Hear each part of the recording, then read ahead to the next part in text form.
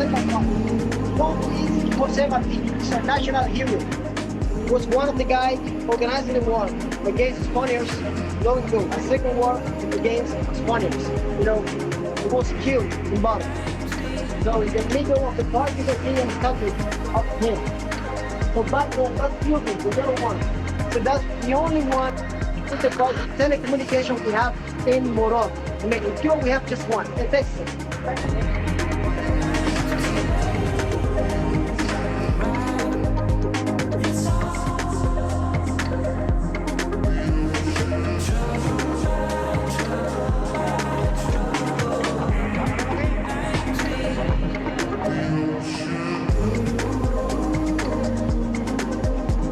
The lack of major company brands in Cuba is largely due to the country's socialist economic system and the U.S. embargo.